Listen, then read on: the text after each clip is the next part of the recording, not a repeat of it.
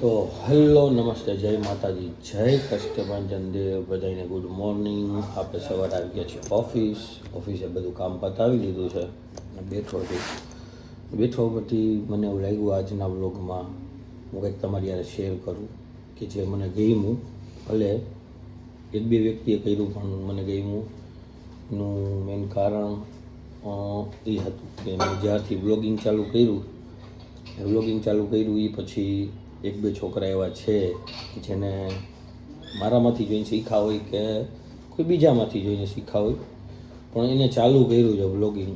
એ મને વાત બહુ ગમી કે ગમે એમ મારામાંથી જોયું કે ના જોયું કે બીજામાંથી જોયું, ઇન્સ્પાયર થયા ગમે એમાંથી પણ થયા અને એ લોકોએ વ્લોગિંગ ચાલુ કર્યું. તો એ મને બહુ વાત સારી લાગી અને ગમીને હું એ લોકોને એ જ કહું છું, હું એ લોકોને સપોર્ટ કરું છું કે ના બરાબર છે, આ વાત તમે જે ચાલુ કરી છે એ વસ્તુ બહુ સારી કરી છે. આજ નહીં તો કાલ બસ મહેનત કરતા રહેજો, એમાં ને એમાં મૂકી ન દેતા. જે મેં વિચારીને લાગ્યું છે કે મારે કમસે કમ 1-2 વર્ષ આમાં વ્લોગિંગમાં ધ્યાન આપવું છે અને હું આ વ્લોગિંગ કરતો રહીશ. એવી રીતે એ લોકોને મેં સજેશન આપું કે તમે જે ચાલુ કર્યું છે એને મૂકતા નહીં. કોન્ટેન્ટ ક્રિએશન બરાબર તમે ચાલુ રાખજો અને એમાં મહેનત કરજો અને ડેઈલી પોસ્ટ કરતા રહેજો. કારણ કે સોશિયલ મીડિયા એક એવું પ્લેટફોર્મ છે કે ઘણા બહુ સારું ભણેલા છે, ગણેલા છે, એના કરતાં વધારે ઇન્કમ સોશિયલ મીડિયામાંથી કોન્ટેન્ટ ક્રિએટરો કમાય છે. તો તમે જે ચાલુ કર્યું છે એ મૂકતા નહીં, ચાલુ રાખજો. બાકી તો ડેઈલી હું મારા બનતી કોશિશ છે બધાને એન્ટરટેન કરવા માટે. કંઈ કરતો નથી એન્ટરટેન માટે, હું ખાલી ડેઈલી પોસ્ટ કરું છું, વિડીયો મૂકું છું બરાબર. જે કરતો હોય, જ્યાં જતો હોય, ત્યાં આવતો હોય એ બધું પોસ્ટ કરું. પણ હવે મારી એવી ઈચ્છા છે કે હું છે ને હિન્દીમાં બ્લોગ ચાલુ કરું, ગુજરાતીમાં નહીં. અને હિન્દી કેવું, હિન્દી છે બાવા હિન્દીમાં બ્લોગ ચાલુ કરું. મેં હવે આવ્યા હું ऑफिस में, मैंने બધા કામ કરી लिया है, મને થોડા આવડતા है.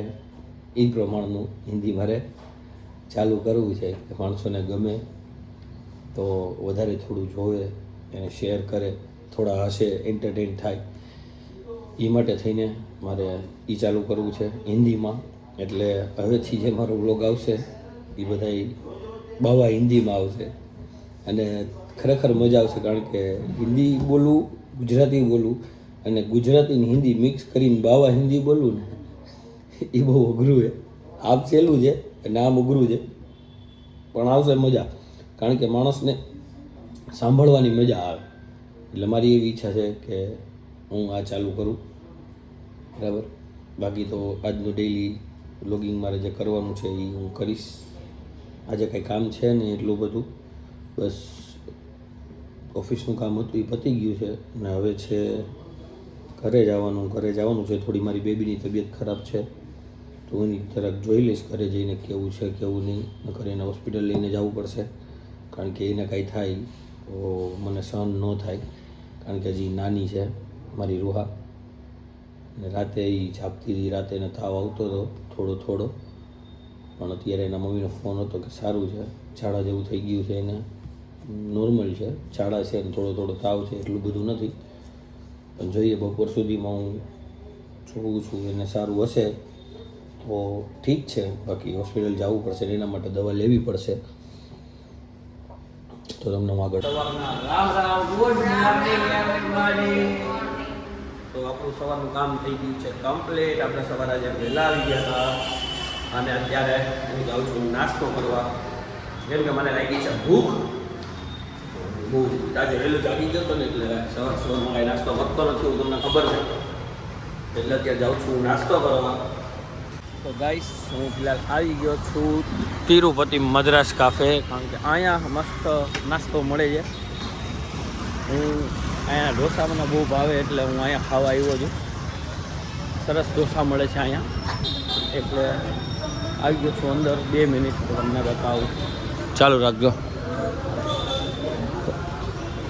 ભાઈ. તારે બેઠ જાઉં, બેસી ગયો છું અને આપણે તમને બતાવું. ચાલો અહીંયા રાખી દઉં છું કેમેરો મારો. હમણાં ઓર્ડર લેવા આવશે એટલે આપણે આપી દઈએ ઓર્ડર. કારણ કે અત્યારે અહીંયા ઢોસા સારા મળે છે, બહુ સરસ ઢોસા મળે છે. હું અહીંયા જ ખાવા આવું છું મસ્ત. એટલે मुझे एक सादा कौन सा सादा डोसा मसाला डोसा मसाला वो क्या होता है ये लहसुन वाला डोसा क्या बोलते हैं? हाँ गार्लिक सादा एक कर दो. साथ में एक इडली और एक मेंदू वड़ा. તો ગાઈસ આપણે ઓર્ડર આપી દીધો છે ગાર્લિક સાદાનો, સાથે એક ઇડલી અને મેંદુવડા. આપણે નાસ્તો કરશું એનો. મને બહુ ભાવે, અહીંના ઢોસા બહુ ભાવે. હું અહીં જ ખાવા આવું છું ગમે ત્યારે મને ભૂખ લાગે. આની પહેલાં પણ મેં તમને કીધું હતું કે હું આ ઢોસા ખાવા જઈશ, તો ત્યારે મેં પેલા ખાઈ લીધા હતા દાળ પકવાન, પણ અત્યારે હું ખાઈશ અહીંયા ઢોસા. તો અહીંની એક ખાસિયત એવી છે કે તમે ચારે બાજુ જોશો ને આગળ પાછળ બધે ભગવાનના ફોટા વધારે મારેલા છે. બહુ ભગવાનને બહુ માને છે. તમે એક વસ્તુ બતાવું તમને, હું જ્યાં નારિયેલ પડ્યું છે ત્યાં વધારે ભગવાનને માને છે એ લોકોને. ચારે બાજુ ભગવાનના ફોટા હશે જો. બહુ જ અહીંયા વધારે પબ્લિક આવે છે. અત્યારે કોઈ ઓછું છે પણ આમ વધારે અહીંયા પબ્લિક આવે છે. ઢોસા આવે એટલે તમને બતાવું. ગાઈસ આપણી ઇડલી આવી ગઈ છે, ઇડલી ને સાંભાર આવી ગયું. આપણો ઢોસો બાકી છે. ઢોસો આવશે એટલે આપણે ઢોસો ખાશું. ફિલહાલ આપણે ઇડલીમાં તૂટી પડી કારણ કે લાગી છે બહુ વધારે ભૂખ, એટલે ઇડલી પહેલાં ખાઈ લઉં. ઢોસો આવે એ તમને હું બતાવીશ. એક અહીંયા નાખી દો, પછી આપણે બેઠા બેઠા શાંતિથી ખાઈએ. એની ચટણી છે, નારિયેળની ચટણી બહુ સરસ આવે છે.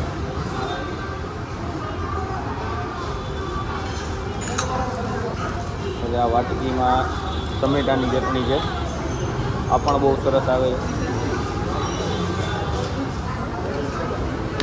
આપણે બે ચટણી ફિલહાલ લઈ લીધી છે, ટેસ્ટ કરી.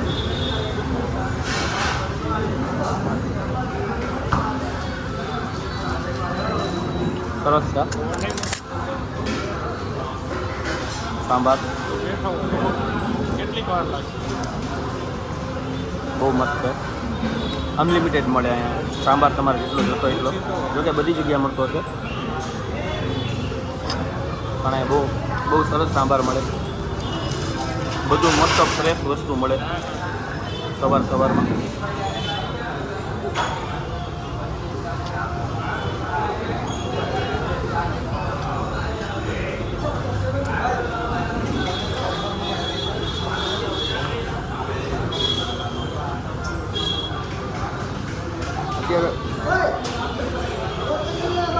તો ગાઈસ આપણે કરી લીધો નાસ્તો વ્યવસ્થિત, પેટ ભરીને ફૂલ.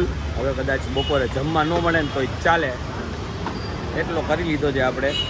ઢોસો ખાઈ ગયો, દાલવડા ખાઈ ગયો, ઇડલી ખાઈ ગયો, સાંભાર 3-4 વાટકી સાંભાર પી ગયો, એટલે મજા આવી ગઈ છે. એટલે હવે જાશું આપણે સીધા ઓફિસ જઈને. હવે કાંઈ કામ તો છે નહીં એટલે શું બાકી ખાશું અને બેઠશું. બાકી તમને બતાવું મારું આલા રોડનું પ્લેન જે આપણે મુકાવ્યું છે મોદી સાહેબના ભાઈને. જો આપણે મુકાવ્યું, હું મોદી સાહેબને કીધું હતું મેં અહીંયા મૂકો, મને ગમે ત્યારે ઇમરજન્સી આવે તો મેરે કો કામ લગતા હે, એટલે આપણે મુકાવી દીધું છે પ્લેન. ઓકે ગાઈસ અત્યારે હું આવ્યો હતો પેટ્રોલ પુરાવા. પેટ્રોલ પંપમાં ખાલી લાઈન તમે જુઓ તો કે અફવા ઉડાડી છે કે પેટ્રોલ નહીં મળે.